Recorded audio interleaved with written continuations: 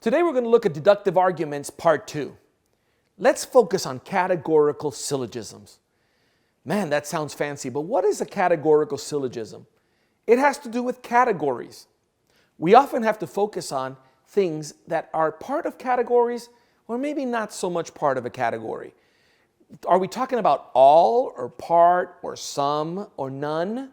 These are the kind of expressions that temper what a categorical syllogism is. There's 4 parts to the categorical syllogism. So let me give you a premise, and then I'll show you how each part plays a role in that premise. We'll go back to our Socrates example. All men are mortal. There's a premise for you. That premise has 4 parts. It's a categorical syllogism or a premise of a categorical type, and it has 4 parts. We have a subject term. That answers the question, what are we talking about? In this case, men.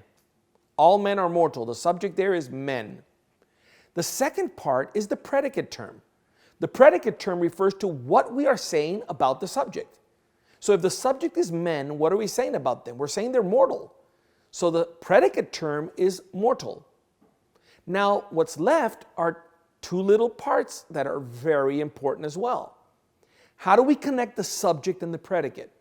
Well, that connecting word is called a copula. And it basically is an is or is not statement. It's an affirmative or a negative relationship. So all men are mortal.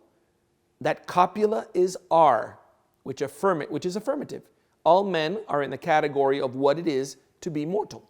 And then the last part is the quantity, the quantifier.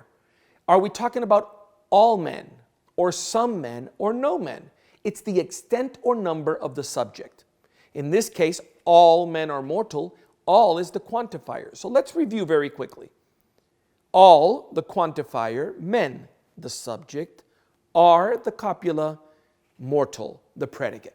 Those are the 4 parts of the categorical syllogism.